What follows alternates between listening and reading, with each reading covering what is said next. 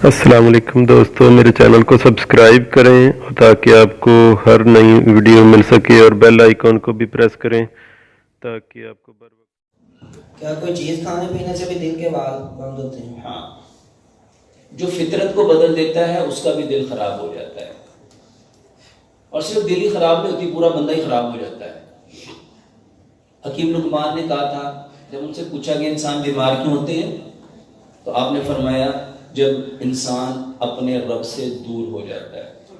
जब इंसान अपने रब से, इमाम ने कय्यम ने ज़ादुल माद के अंदर लिखा है, इंसान बीमार उस वक्त होता है जब वो गुनाह करता है, जब वो गुनाह करता है। और आज की मॉडर्न मेडिकल साइंस कहती है इंसान बीमार उस वक्त होता है जब उसके जो इम्यून सिस्टम है, जो उसकी रेजिस्टेंट पावर है, वो कमजोर हो जाती है।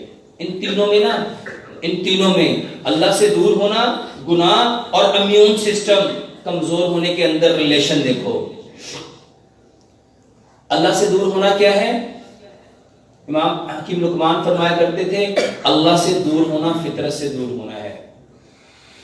गुनाह क्या है? हर वो बात, हर वो बोल, हर वो चीज, हर वो अमल जो इंसान को अल्लाह से दूर कर दे। और मेरे भाइयों, इम्यून सिस्टम, इसको समझो। इम्यून सिस्टम है जो बंदा जिस चीज से बना है उन चीजों को अपने से दूर कर ले। इंसान किस चीज से बना? मट्टी से। और आज हकीकत बताना, अल्लाह के नबी जनाब मोहम्मद सल्लल्लाहु अलैहि वसल्लम ने फरमाया, इस कायनात में आने वाला हर बच्चा किस पे आया है? फितरत। हमारी फितरत क्या है? हमने दूर किसको किया? हमने दूर किसको किया? इलाज क्या है? हकीम लुकमान ने कहा, जैसे फितरत को छोड़ा था वैसे उसको, जैसे अल्लाह से दूर हुआ तो उसको अल्लाह के करीब कर दो। इमाम ने कय्यम ने कहा, गुनाह है अल्लाह से दूर होना, और बीमारी आती है गुनाहों की वजह से। जैसे वो अल्लाह से दूर हुआ तो उसको अल्लाह के करीब कर दो। और इम्यून सिस्टम कहते हैं इंसान जिस चीज से बना है उसके अंदर ही उसकी सारी की सारे जिस्म की जितनी इंग्रेडिएंट्स की जितनी नीड है उसके अंदर ही रखी है। मेरे भाइयों, मट्टी में जिंदगी है। खाना मट्टी के हांडी में पकाओ। खाना, जो खाना सिल्वर में, स्टील में, टेफलॉन में, नॉन स्टिक में पकता है ना, इसको समझ लो, चुटकी बजाओगे खेल समझ में आ जाएगा। इसमें खाना पकता नहीं, गलता है। इसमें खाना गलता है और मट्टी में खाना पकता है। एक सेब है पका हुआ, एक सेब है गला हुआ, कौन सा खाओगे? अब ये जो गला हुआ बहुत सॉफ्ट है, बहुत नरम है, कोई नरम खाएगा? एक केला है पका हुआ, एक केला है गला हुआ, कौन सा लोगे? और खाना कौन सा खाते हो? इसको समझो। मिट्टी के अंदर खाना धीरे धीरे, आहिस्ता आहिस्ता पकता है, और जितने बर्तन हैं इनके अंदर खाना फौरन गलता है। इसकी लॉजिक साइंटिफिकली समझो। साइंस कहती है जो चीज जिस चीज में जाती है उसकी प्रॉपर्टी लेके आती है। हम किस चीज से बने? हमें प्रॉपर्टी कौन सी चाहिए थी? मट्टी की। हमने प्रॉपर्टी कौन सी ले ली? सिल्वर की। इसी वजह से जो सिल्वर के अंदर, स्टील के अंदर, नॉन स्टिक के अंदर पका हुआ खाना खाएगा फौरन तपेगा। और गुस्सा किसकी वजह से आता है? ऐसे खाना, अब वो तपे हुए बर्तन का खा रहे हो, इसको समझो वो खाना है गला हुआ। अब वो खाना, मैदा जो है ना, वो पके हुए को हजम करता है, गले हुए को नहीं। वो किसको हजम करता है? ये जितने मोटे बंदे बैठे हुए हैं, अब ये कहो भाई साहब मोटिया ना हजम नहीं होया ते पतलियां की बीमारी पई।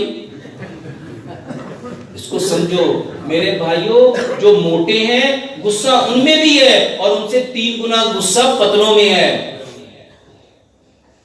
क्योंकि हमारा मैदा गला हुआ हजम नहीं करता, पका हुआ हजम करता है। दूसरे नंबर पे कुकिंग ऑयल। मेरे भाइयों, कुकिंग ऑयल घर जाके ना सिर्फ तजर्बा करना, जहां खाना पकाते उस दीवार पे हाथ फेरना, हाथ पे क्या आएगा? Cooking oil. मेरे भाइयों, अल्लाह ने वो ऑयल दिया था जो जमीन के अंदर था। अल्लाह वो ऑयल देना चाहता है जो कभी जमता नहीं है। और सोचो, एग्जॉस्ट फैन जाके उतारो किचन का, उसको छुरी से साफ करो तो क्या उतरेगा? Cooking oil. अब सोचो जो गर्म होके गया उसने इसका ये हाल किया जो आंतों में गया है। आर्थोस्क्लेरोसिस, दिल के जितने नालियां हैं उसके सख्त होने के पीछे सबसे बड़ी वजह, उसके तंग होने के पीछे सबसे बड़ी वजह, नालियों के अंदर ब्लॉकेज आने की सबसे बड़ी वजह, खून के गाढ़ा होने की सबसे बड़ी वजह आपका तेल है, क्योंकि ये जमता है। और आज आपको वो आयत बताता हूं जो जिंदगी में कभी नहीं जमता, घर जाके तजुर्बा कर लेना। बेहतरीन ऑयल है जैतून का, बेहतरीन ऑयल है, और महंगे घंटा करांगे कि अल्लाह ने क्या परेशान ना होना। जैतून वाली प्रॉपर्टी अल्लाह ने सरसों में डाल दी, वो 2000 रुपए किलो, वो 200 रुपए किलो। मेरे भाइयों, जैसे जैतून नहीं जमता वैसे सरसों भी नहीं जमता। पूरी जिंदगी तजुर्बा कर लो, सरसों की खूबी बताने लगा हूं। सरसों के अंदर जो चीज डाल दो वो उसको भी नहीं जमने देता, और उसकी जिंदा मिसाल अचार है। आम लो, उसको अपनी शेप के मुताबिक काटो, जैसे तुम्हारा दिल चाहता है। 20 साल तक के लिए उसको सरसों के अंदर डाल दो, और 20 साल के बाद निकालोगे आम की वही शेप होगी। सोचो, जिसने आम की हालत को नहीं बदलने दिया, अगर वो तुम्हारे अंदर जाएगा तो तुम्हारे अंदर की हालत को बदलने देगा। एक और, इस पे हंसिएगा नहीं, ये जो भैंसे गाय होती है इनका पेट खराब हो जाए तो सियाने लोग की कहते से नुकी दियो, आज आप लोग की देना है, इसको समझो, हंसने की बात नहीं है, वल्लाह इसको समझो। ये जितने लोगों के अंदर कब्ज है, जितने लोगों के अंदर बवासीर है, जितने लोगों के अंदर फैसुला आम हो रहा है। फैसुला पहले कभी सदियों में किसी एक बंदे को होता था, और अब हर 5वां 10वां बंदा फैसुला। फैसुला होता क्या है? जिसको पगंदर कहते हो, पखाने वाली जगह का दूसरी जगह पे बन जाना।